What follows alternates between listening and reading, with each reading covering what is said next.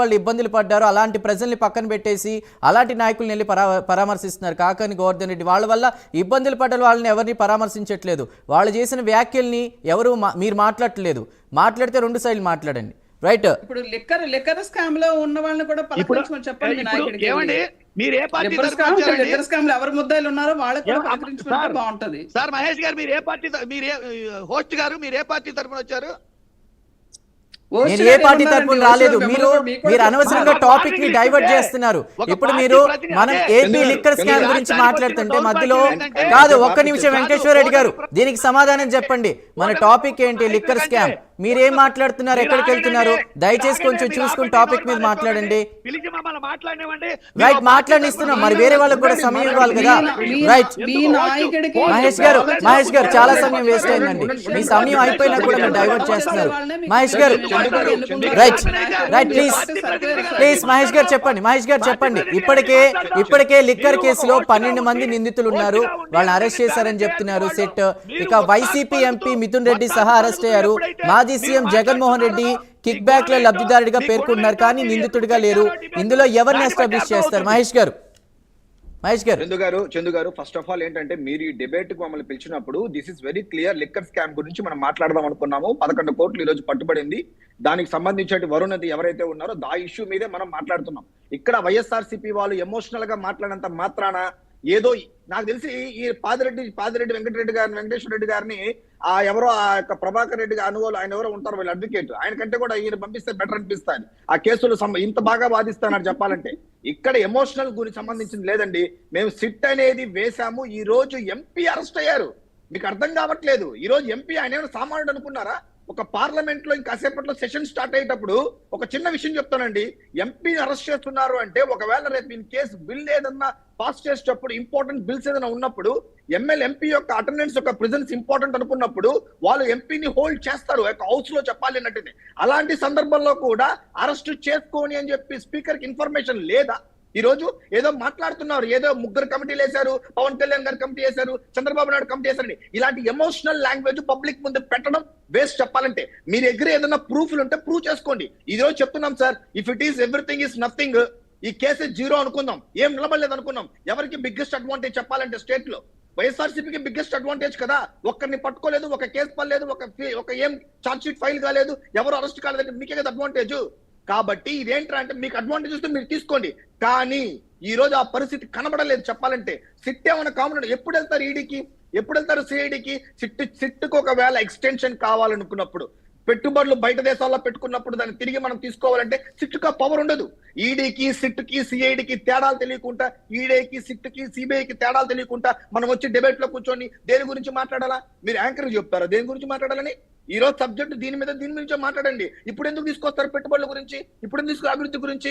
So నిజం చెప్పాలంటే మాకు కూడా ఇలాంటి చెత్త విషయాలు మాట్లాడడం మాకు నచ్చదు చెప్పాలంటే. కానీ ఈ రోజు కన్ఫైన్ టు సబ్జెక్ట్ కోసమే, దానికోసం మేము మాట్లాడతాం. అభివృద్ధి గురించి మాట్లాడుకోండి, సపరేట్ టాపిక్ మాట్లాడుకోవచ్చు. మీకు ఇప్పుడు మీరు చేసిన కామెంటే ఒక ఎంపీని దీనికి సంబంధించి ఇన్వాల్వ్ చేయడం, అదే విధంగా పార్లమెంట్ లో సెంట్రల్ మినిస్టర్ శివాజీరాజ్ సింగ్ చాలా ఉద్వేగంగా మాట్లాడారు. జగన్మోహన్ రెడ్డి నొక్కేశారు, చాలా కోట్లు దోచుకున్నారని. దానికి సమాధానం చెప్పానండి. దానికి సమాధానం చెప్పండి సార్. ఒకటి ఇప్పుడు నేను చెప్పడం ఏంటంటే సార్, ఎక్స్చేంజ్ మినిస్టర్ నారాయణ స్వామి ఏమన్నాడు చెప్పండి. ఎక్స్చేంజ్ మినిస్టర్ నారాయణ స్వామి గారు 2 స్టేట్మెంట్లు ఇచ్చారు. ఈ లిక్కర్ స్కామ్ ఎక్స్చేంజ్ మినిస్టర్ అంటే ఏంటంటే టోటల్ స్కీమ్ కి పాలసీ మేకింగ్ లో సైన్ పెట్టే వ్యక్తి ఎక్స్చేంజ్ మినిస్టర్ నారాయణ స్వామి. ఈయన పాదిరెడ్డి వెంకటేశ్వరరావు గారు, నేను కాదు, మేడం గారు చెప్పాలంటే ఆయన ఏమన్నాడు, ఇందులో చాలా మందికి డబ్బులు ముట్టింది. రాజ్ కసిరెడ్డి నాకు తెలీదు, నాకు చెప్పిన 2 విషయాలే. లిక్కర్ రేటు పెంచితే మద్యం తగ్గిపోతుందని చెప్పారు అని చెప్పింది మీ మినిస్టర్, మీ ఎక్స్చేంజ్ మినిస్టర్ చెప్పింది. సో ఆయన చెప్పే విషయాల కంటే కూడా మీరు డిబేట్ లో ఇచ్చే విషయాలకి చాలా శాంటిటీ ఉంటుంది అనుకుంటున్నారా? ఖచ్చితంగా సిట్కి అలాంటి వాళ్ళు స్టేట్మెంట్లే కావాలి. కాబట్టి మీలాంటి ఎమోషనల్ గా మాట్లాడే వాళ్ళ స్టేట్మెంట్స్ ఎట్టి పరిస్థితిలో ఇది రాజకీయ కోణం చేస్తే తీసుకోండి. మిమ్మల్ని డిబేట్ కి పిలిచారు కాబట్టి మీరు రాజకీయంగా మాట్లాడతారు, కానీ సిట్కి దీనికి రాజకీయం చేయాల్సిన అవసరం లేదు. ఈ రోజు మీరు అరెస్ట్ అయింది మిథున్ రెడ్డి ఎవరు అనుకుంటున్నారండి? నంబర్ టూ చెప్పాలంటే రాయలసీమలో కాదు, ఎవరెవరినో ఓడిస్తా అని చెప్పుకొని తిరిగిన పెద్దిరెడ్డి రామచంద్రెడ్డి కొడుకండి. పెద్దిరెడ్డి రామచంద్రెడ్డి కొడుకు అరెస్ట్ అయితేనే దిక్కులేదు మీ పార్టీలో. ఈ రోజు వచ్చి బయట వచ్చి మాట్లాడతారా చెప్పాలంటే? సో కాబట్టి మీరు దీని రాజకీయ కోణం తీసుకెళ్ళకండి. ఖచ్చితంగా ఇందులో పెద్ద పెద్ద వ్యక్తులు మీరు ఊరికే నవ్వినా ఇట్లాంటి ప్రయోజనాలు మీరు వెళ్ళి కోర్టుల ముందు చెప్పినటువంటి ప్రయోజనం లేదు, ఇలాంటి ప్రయోజనాలు లేదు. కాబట్టి ఈ రోజు సార్ రాజ్ చౌహాన్ గారు కూడా పార్లమెంట్ లో కూడా చాలా మంది ఎంపీలు పక్క రాష్ట్రాల్లో అసహించుకుంటున్నారు. గతంలో ఇట్లాంటి వైసీపీ ఎమ్మెల్యే ఎంపీలతోనే మనం పనిచేసింది, ఇట్లాంటి వాళ్ళతోనే మనం డయాసిస్ షేర్ చేసుకుందని ఫీల్ అవుతున్నారు. చెప్పాలంటే వీళ్ళ యొక్క దరిద్రం ఏంటంటే సార్ మాకు ఏంటంటే చెప్పాలంటే ఏపీ బ్రాండింగ్ ఎలాగో డెవలప్ అవుతుంది, ఈ రోజు పెట్టుబడులు అట్రాక్ట్ చేస్తున్నారు, సింగపూర్ పర్యటనకి వెళ్ళి ఇలాంటి విషయాలు ప్రజలు చర్చించకూడదు. ఎక్కడో ఒక చోట పర్యటనకి వెళ్ళడం, రప్పా అని ప్లై కార్డ్స్ చూపించడం, దాని మీద చర్చలు పెట్టడం, డైవర్షన్స్ తీసుకురావడం. మీరు ఈ రోజు ఆంధ్ర రాష్ట్ర అభివృద్ధిని అడ్డుకోవడానికి ఇట్లాంటి దరిద్రమైన డైవర్షన్ పాలిటిక్స్ చేస్తున్నారు తప్ప మేం కాదు. చెప్పాలంటే మేము గతంలో ఇచ్చిన హామీకి మేము అప్పుడు కూడా చెప్పాం, లిక్కర్ల వల్ల చాలా మంది నష్టపోతున్నారు. సార్ చందు గారు, it is not just about a number, ఇది ఒక ఫైనాన్షియల్ ఇష్యూ మాత్రమే కాదు. ఇది ఆంధ్ర రాష్ట్రంలో 30,000 మంది ప్రాణాలు, మంగళసూత్రాలు పోగొట్టుకున్నటువంటి ఆ లిక్కర్ చెప్పాలంటే ఈ రోజు చూస్తా అంటే ఎప్పుడు విన్నట్టు పేర్లు, ఎక్కడ విన్నట్టు వ్యక్తుల పేర్లు మనం వింటాను. అసలు సత్యప్రసాద్ తీసుకున్నట్టయితే నాన్ ఐఏఎస్ అధికారిని తీసుకొచ్చి ఐఏఎస్ అధికారి స్టేజ్ లో కూర్చోబెట్టింది మీ పార్టీ వాళ్ళు కాదా?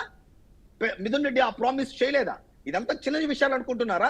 ఏదో నేను మీరు కాసేపు టీవీ డిబేట్ లో మాట్లాడుకుంటూ సిట్ విచారిస్తుంది అనుకున్నారా? సిట్ ఒక్కసారి పిలిచి కూర్చోబెట్టిందంటే చుక్కలు చూపిస్తుంది చెప్పాలంటే తీసుకొచ్చి పెట్టేస్తున్నారు.